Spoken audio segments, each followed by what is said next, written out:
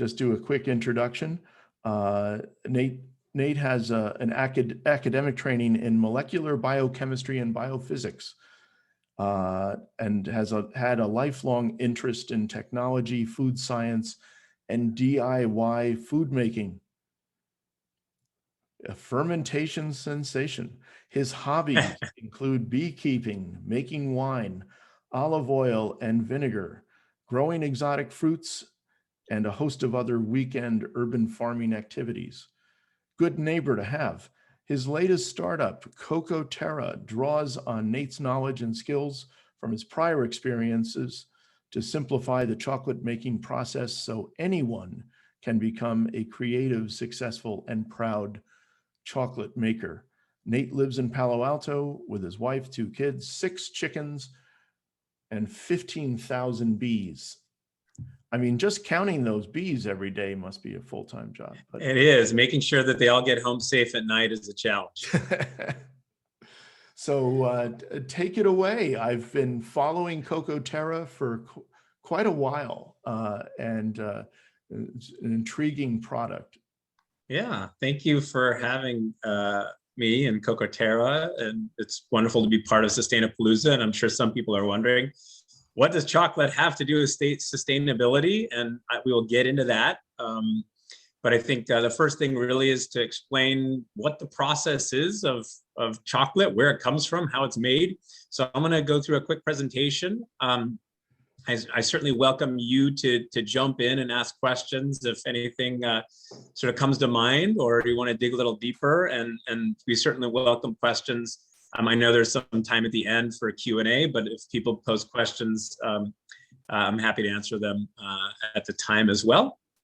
So as mentioned, my name is Nate Saal. I'm the founder and CEO of CocoTerra. We've developed the world's first bean-to-bar chocolate maker for the home.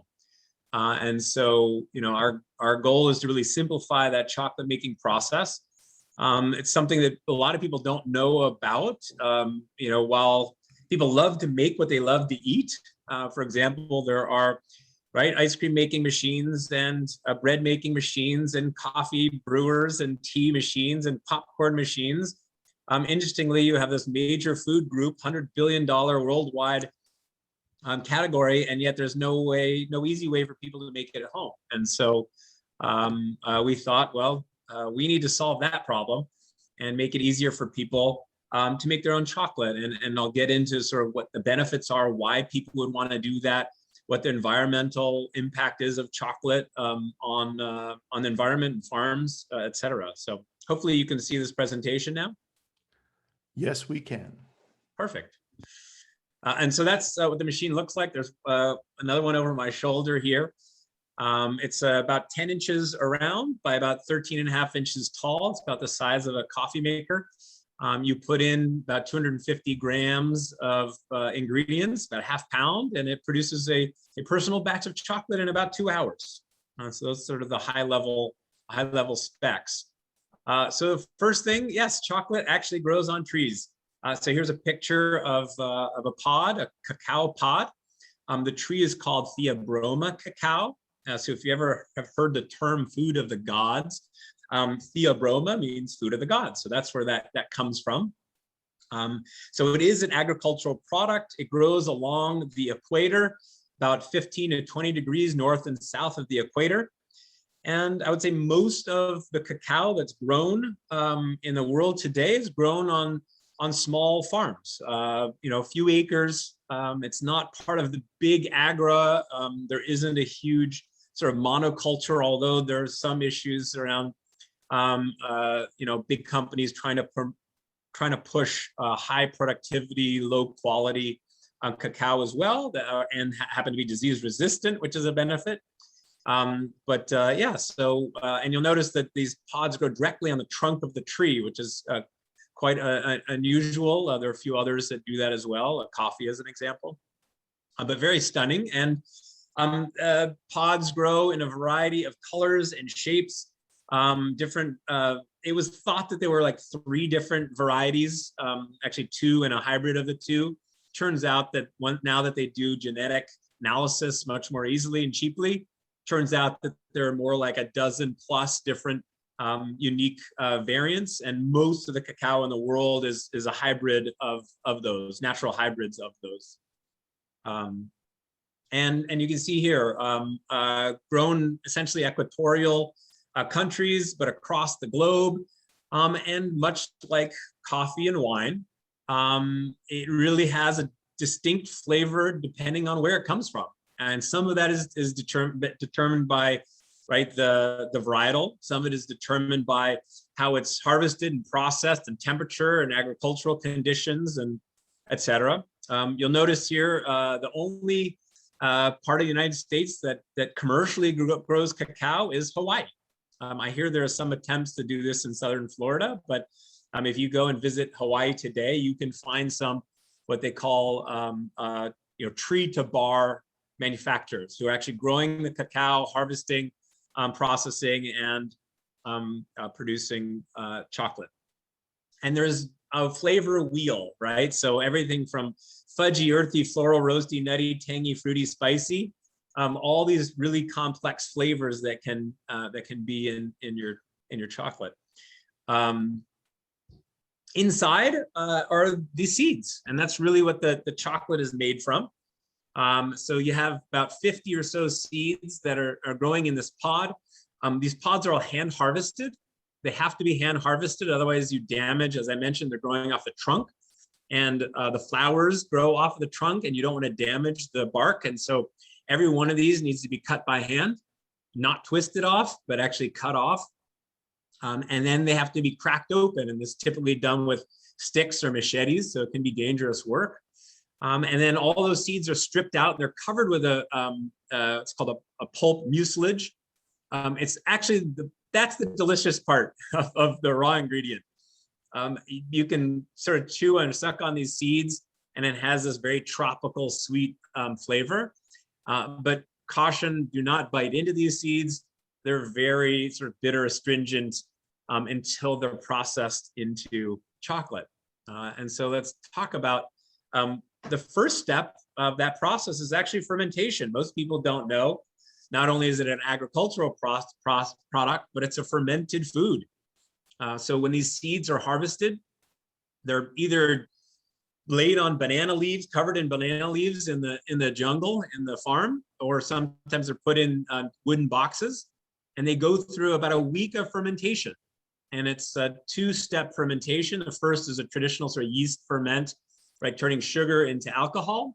And the second is a bacteria, acetobacter, right, turning alcohol into, in this case, sort of acetic acid. So there's lactic acid. So acetobacter, lactobacter are very much involved in this process. And after that week, they're essentially put out in a drying racks and dried out. And that's typically what's sold as either fine or commodity cacao or cocoa beans. Okay. Now, to turn it into chocolate, it has to go through, and we talked about this, right? Lots of appliances at home, and yet there isn't one to make chocolate. And so traditionally, it's a fairly complex process. Now, before you can even start making the chocolate, you have to take these cocoa beans and roast them. You need to crack them, deshell them, and then what you end up is cocoa nibs. And let me stop sharing here for a second, and I'll show you here. So these are cocoa nibs right here. You can see what they look like. So these are broken up pieces of cocoa beans that have been roasted and deshelled. And here's sort of the size of the beans, what they look like. They're coated in this shell, and you can see sort of this thin, wispy, oops, drop that, wispy shell that's there. And that needs to be removed from the nibs before it can be processed into chocolate. And then it's 4 ingredients that really make all chocolates. It's nibs, cocoa butter, milk powder, and sugar. It's simply the different ratios of those determine whether it's a white milk or dark.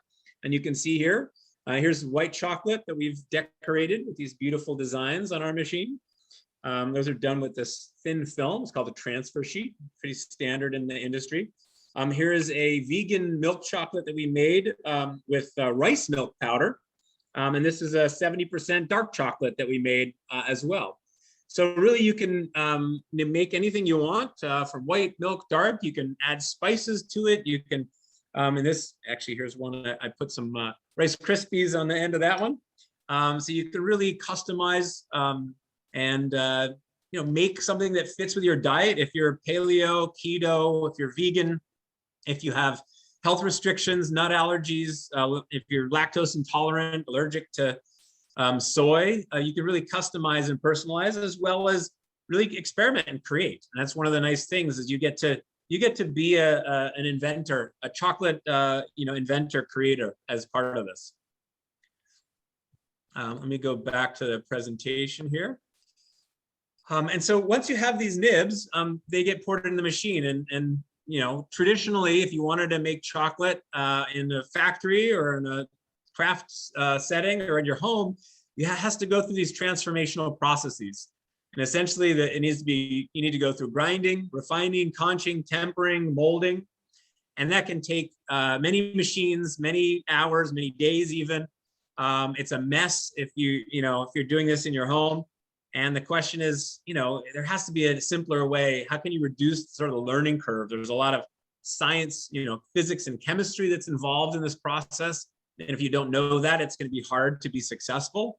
Not impossible, but to make really good chocolate that you want to share with your family and friends, there has to be some of this knowledge that you learn. And it's either going to classes, spending many hours, either reading books or seminars or online courses, etc.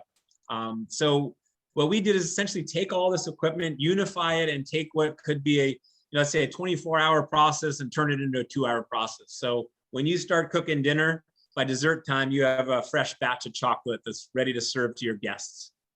Right, and so here, as you can see, right, so this one appliance will grind, refine, conch, temper, dispense, mold. These 4 ingredients get transformed into white milk dark, right, nibs, cocoa butter, sugar, milk powder. And then you get to add, if you want spices, if you want to make a chai chocolate, you can add some chai Indian spices. If you want to make something with what are called inclusions, let's say you like roasted almonds and raisins, you can put those in the mold and turn them into chocolate. You can see some of the chocolate we made on our machine. You notice something a bit unusual. You actually generate a ring of chocolate. So it is a bar of sorts, but it's sort of a never-ending bar. The end meets the beginning, and it's turned up on its side. And we do that because we're doing a unique molding process. We do a spin mold or centrifugal molding process where we actually spin the chocolate into the mold. And it allows us to move the chocolate more efficiently from the processing chamber without relying on pumps and other things that we can really inhibit what recipes you can use and what ingredients have to go in them. A lot of chocolate manufacturers are limited on what recipes they can use based on what can really be pumped through the pipes, right, through equipment.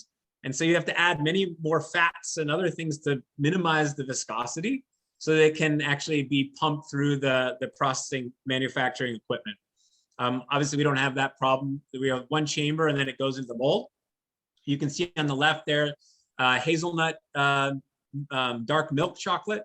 In the middle, we have a white chocolate with broken up pieces of candy cane. The one on the right, the lighter brown, is actually with coffee in it. You can do things like decorate. We've done some chocolate balls and decorations and dill imprints as well. So let's talk about sort of how chocolate affects the environment, our lives, what we put in our bodies, where it comes from. So the first thing, really one of the benefits of CocoTerra is being able to educate the consumer about the farm. The fact that this is an agricultural product. This is a product of small family farm, right, whose livelihood is dependent on this product. Being able to tell the story of the farmer who grew that product, connect people and the food that they're consuming back to the origin, to the farmer and the farm that's growing it, we think is hugely important. We think also explaining how this is processed, right? What's in this chocolate bar that you may buy, a commercial chocolate bar. It can be a simple 2-ingredient bar. Literally, you can have cocoa nibs and sugar and have a very pure bar. Not all the chocolate out there is that pure. If you want something that's healthier for you, obviously the darker, the better. And again, getting really good quality ingredients, and that means you also get right, once the farmer has good quality ingredients, they can get paid more because craft chocolate makers and others and the consumers appreciate that chocolate. They're willing to pay more for it. Moving chocolate from this realm, I would say, of candy to fine food will help in that process. And then finally, really getting consumers to understand what the issues are in the chocolate supply chain, and then allowing them to select ingredients that match their value system.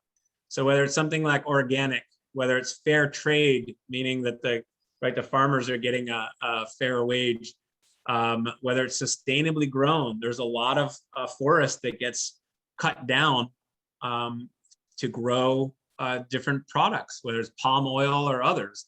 Cacao is an understory crop. It can actually grow in the forest. So there are ways of really promoting sustainable growth there.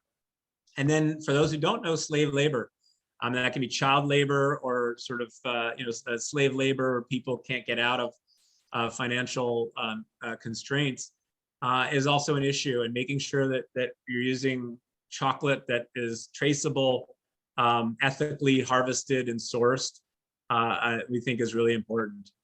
For the farmer, right, it's they need to understand what it is that they're growing. To be able to do that, they need to be evaluate. So even this as a tool that helps them evaluate what they're growing. So you have that feedback loop, so they can create finer flavored cacao, understand the difference between, hey, this may produce a lot of cocoa pods, but maybe the quality isn't as good.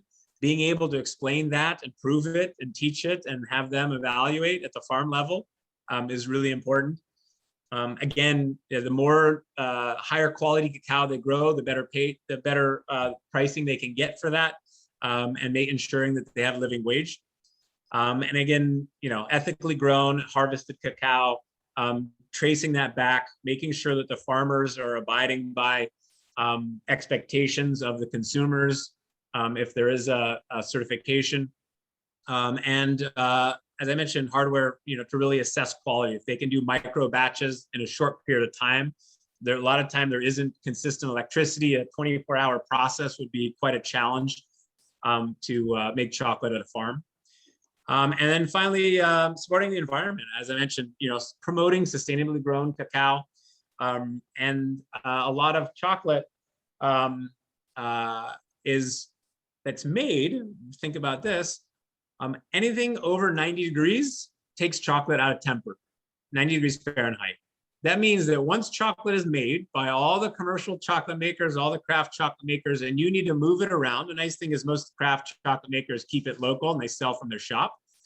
But if you're trucking chocolate around the country, around the globe, flying it, it has to be cooled. And so you think about all these refrigerated trucks and containers that are being used to transport chocolate. By pushing the production to the endpoint, actually into the home, that's no longer necessary. The raw ingredients don't need to be kept in refrigeration that way. So there's an opportunity here to reduce carbon footprint as well.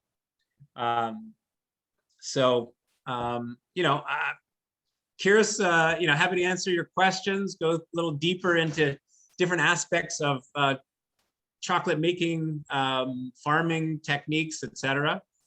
Certainly, if people want to follow us more, we're happy for them to engage with us. They can go to our website and sign up for our newsletter, and Facebook, Instagram, Twitter, and follow different different batches of chocolate that we made. We post pictures of it all the time, but wanted to open it up for questions and conversation. Thank you, Nate. That was quite a good presentation, and right on the timetable and everything. There, as you said in the beginning, there is a quite a lot to chocolate, and to something to consider. I mean, that it's basically a product of the equator, and that it will I was thinking of the old kind of the old joke or something about asking a kid where milk comes from, and they would say the supermarket, That's right. and there's a bit more to the value chain than that. And so it was certainly interested to see. I don't have a lot of audience questions lined up, although Felicia Marcus, the next speaker, indicates she's here. She wants chocolate and to count bees, and will yield time to more chocolate. One question that's come up, actually, Lisa Kirby's asking, what are the most popular chocolate, well, flavors or configurations, I guess? Yeah, so flavor is an interesting question, because there's the native flavor, right, that comes from the bean itself, versus flavorings, or some people call them infusions, that people put in chocolate. So in terms of the native flavors, I think most people, they call it, believe it or not, sort of chocolatey chocolate or fudgy chocolate. I think that's probably one of the most popular sort of origin flavors, and that can be sort of West Africa, Ecuador, and other places. There's some really unique flavors if you get cacao from Madagascar. It is super fruity. It tastes like there's sour cherry flavoring that's put in there, but it really is native to the bean and the processing itself. In terms of I'll call them inclusions or infusions, I would say certainly probably one of the most popular would be like hazelnut. That's one of my favorites. And really there are two options here. One is you can put it in the mold and have pieces of hazelnut embedded in the chocolate. And the other is to actually put the hazelnut in the processing chamber and have it processed with the chocolate, so you have hazelnut flavor integrated in the chocolate itself. And so you really have these two opportunities. Again, this is part of the experimentation and fun that people get to have in making their own chocolates. They can design it themselves. By the way, it's an open system, so you're not locked into sort of a pod-based system. If you end up traveling around the world and you come across a bag of cacao beans in your, let's say, Mexico, Costa Rica, Dominican Republic, you can certainly take those home, roast them, deshell, and put them in and create your own batch. But I would say probably hazelnut is a big one. Are we at peak sea salt? Yeah, so that would be an inclusion. Yeah, that's probably one of the other very popular ones. I mean, salt is such an incredible sort of flavor enhancer, and it goes for chocolate as well. So yeah, I think sea salt, caramel. Now our machine doesn't do sort of filled chocolate. Maybe somebody will come up with a way to do that. I think it's possible. But you can certainly you can put in pieces of toffee like that. I think there's a lot of fun stuff. Sea salt is a great one. Almonds is another, in addition to hazelnut. Well, I'm a fan personally of the almond and raisin. In a dark milk chocolate. Well, this segment, we were talking before about how it's an online segment, and we do look forward to the day of in-person events again, and this so we can see in future what our built back better world will be. Yes, and hopefully it has a lot of chocolate in it. And the nice thing is here you get to watch this magical transformation. It fills your house with the smell of chocolate. And then you get to enjoy the wonderful flavors of fine cacao. So instead of baking cookies, realtors will have chocolate machines, I suppose. Exactly. We want one of these in every empty home that needs to be sold. Well, we'll leave it at that. But Nate Saal, thanks for coming on and telling us about this and getting us looking at chocolate that grows on trees. All right. Thanks, Dennis. It's been, very enlightening. Thank you. And if anybody's interested, they can go to CocoTerra.com, CocoTerra. and we're actually we have pre-orders open now. So if anybody's interested